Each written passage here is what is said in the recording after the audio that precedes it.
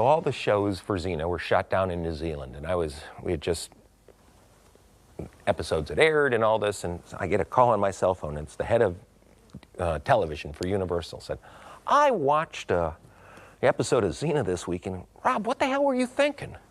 I went, well, Steve, here's what, Lucy wasn't available, and we thought, we want to do something for the middle of winter that is girls having fun in bathing suits and swimming pools and all that. So we thought the only way to get and do that was to have it this kind of crazy dream sequence. He went, oh yeah, I get that, all right.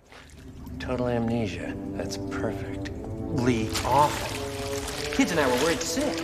What kids? Our kids!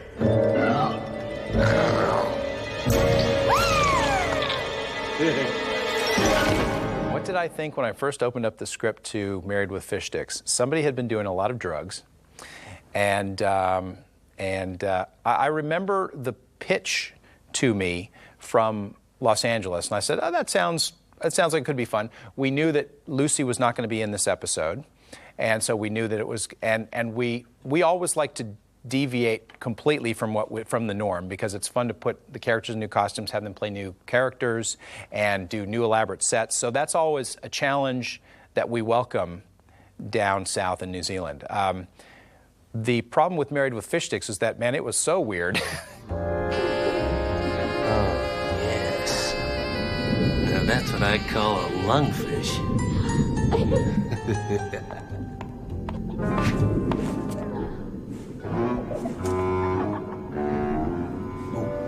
There are some aspects to it that I really like. I think both Ted and Renee are wonderful in it. Megan Desmond and Alex Tidings are incredibly funny. And teaching Megan Desmond to do Fran Drescher, who's a New Zealander, was, believe me, a little bit of work, but she got it, very beautifully. Just like you did before the accident. We thought there'd be more scar tissue.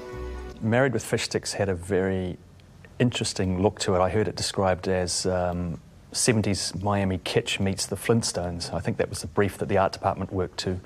And they just did, between art department and costume, they just made that show. It was dream world, it was Gabrielle's dream, so they could go absolutely anywhere they liked.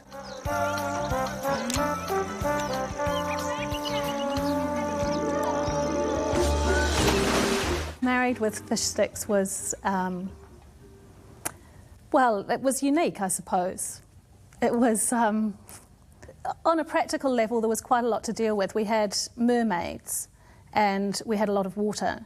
And we also just had this complete wacky fantasy world. What is this place? It's the club. Anyone who's anyone belongs to the club. Mermaids or not. All right, ladies, let's get those fins in gear. It was quite a cartoon, really. I mean, the characters were larger than life. The costumes were larger than life. Everything was larger than life. I think I approached it with a bit of a colour angle, like each character had a particular colour. And, we sort of stuck to our usual brief of very brief costumes. It was beachwear, basically, but made into clothing. That was so weird.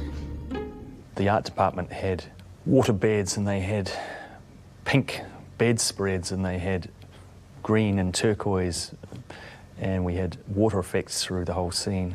It was just real fun to get into a different world. Did we have a happy marriage? Happy as clams.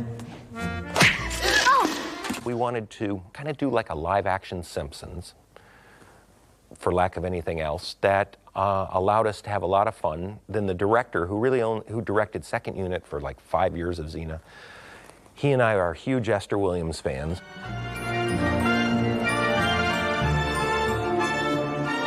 Paul Grinder's a huge fan of Busby Berkeley musicals, and it was a chance to collaborate with the scriptwriters and get in and do a little ode to Busby Berkeley and Esther Williams. All right, everyone on the pool. The mermaid costumes, they always pose a problem. We have some of the best people in the business making mermaid costumes for us, and they still the problem you always have is getting them to go down below the surface of the water. And you may even see in some of the water shots where they're doing aquarobics with several different mermaids, the tails seem to never want to go below the surface, especially because they're made of foam ultimately, and foam floats. We had to be able to transition from mermaids to people with legs and still keep elements of those costumes continuous. So, yeah, that was sort of how they evolved, really. We fought a lot with the mermaid costumes in this, as we did previously on other episodes, and as I know Richard Taylor just did on Peter Pan. So, you know, you never really crack it completely. You only get better and better at it. Kids! Hey! Your mother has told you 100 times not to play games in the living room. Yeah, the kids were something else. When I first saw them walk on set on rehearsals, it was like, my God, where are we coming from? That is unreal. We had Flipper with his false prosthetics on his face and nose and his flappy hands. And then we had Urchin, who had a whole lot of stuff coming out of the top of his head. And those kids were real patient because they had a lot of makeup in the morning to get them to look that way. And then we had Baby Roe, who was an entirely prosthetic creature and who was obviously pretty time-consuming to work with. And I think we had a couple of versions of Baby Roe. We had an animatronic one, which was operated, which had cables coming out, so that was used for close-ups. And then for wider shots, there was a non-mobile one that was used in his cart when he was being towed around in different shots like that. Whenever you're dealing with a prosthetic character, you have to take much more time and make sure that it sits in one spot so you can articulate the arms. And then if it has to fly across and jump onto Gabrielle's face, for instance, then you have to have a whole nother rigged thing. And it's a bunch of cutaways, and it takes a long time to shoot. But you know, when it works, and it can be really fun.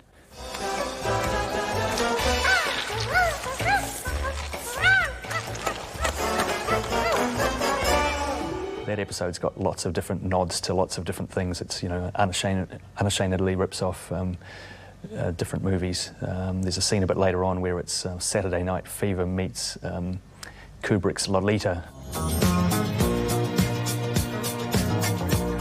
Renee did a turn as Lolita. Probably my favorite moment in the episode was Renee as Lolita, which we thought was an immense fun, and then Ted doing his Saturday Night Fever.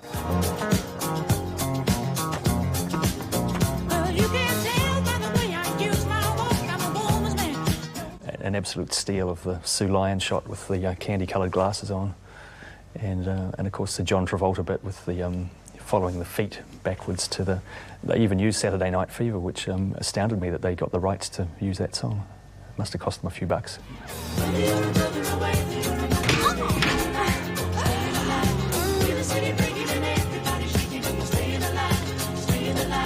I remember trying to get the rights to that song, and you know as we were going into production, we're like, do we have him? Because it's going to change the tempo of how he walks and everything. If we don't have it, we decided just to do it anyway. And luckily, we got the rights, and they were affordable and all of that. But it was that scene always makes me smile because when she reveals her braces, it cracks me up.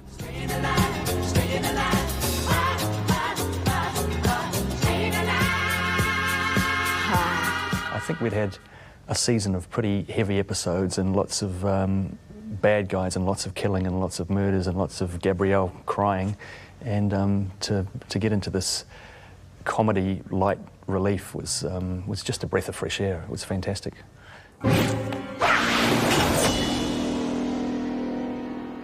The one great thing about doing episodes like Fish Sticks or any of the comedies is the actors and actresses who are series regulars, anytime they get a chance to step outside the confines of their normal character and play something else, they love it and embrace it and run with it.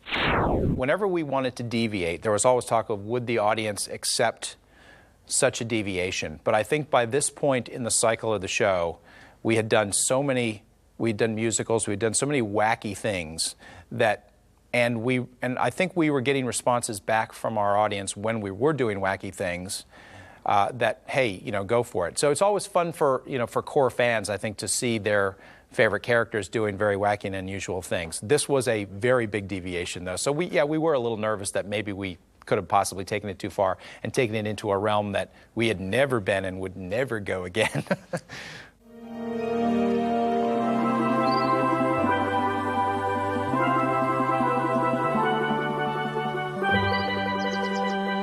And after the wedding, where it erupts into a big fight, that was Paul Grinder's little nod to Jerry Springer, with the big guys coming in, grabbing the combatants and the crowd cheering them on. So that was another little deliberate steal from something else.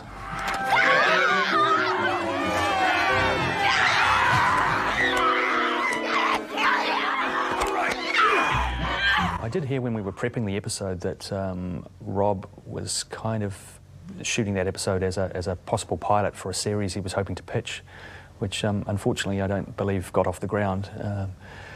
But the closest that we came to it is SpongeBob SquarePants, the cartoon, which I think has got a lot of the feel of what that episode was all about. Here. No, you can keep it. It'll be something to remember us by. Besides, it looks better on you than it does on me. So.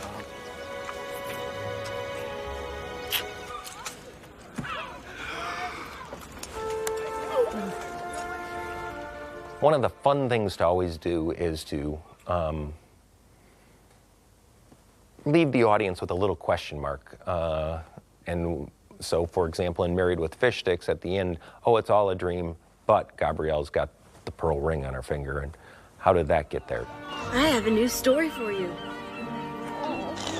This woman fell into the deep blue sea, and she found herself... I think we were playing with the audience a little bit just to see, well, maybe it was all a dream, but I'm not so sure. There were a lot of things about this episode that if you really watch it over and over again, as I'm sure you all will on DVD, you will see that there are some definite inconsistencies in this. Married with Fish Sticks is an episode that people either love or hate. Personally, looking back on all the episodes I shot over 5 years, it blew me away again watching it. I thought that's one of the most fun shows we ever did. And it was Paul Grinder's first episode I'd shot with him as a main unit director. He had been with Xena, like myself, from the very inception, and he was the first assistant director on the very first episode, on episode 1. So we had a long history together, and it was great to have him in the driver's seat, being the director, calling the shots. Instructors watching. Let's go. That's it. You're doing good. Come on. Get out. So Alex and Megan, who were two battling New York girls, you know, they really went with the flow, and Ted getting to be the hero of a piece and having a whole story arc and not having to be the stooge, he loved it. And Renee, well, she got to do all kinds of other things, physical comedy, which she often didn't, you know, periodically 2 or 3 episodes a year would get. So they all loved it, and we had a great time making it.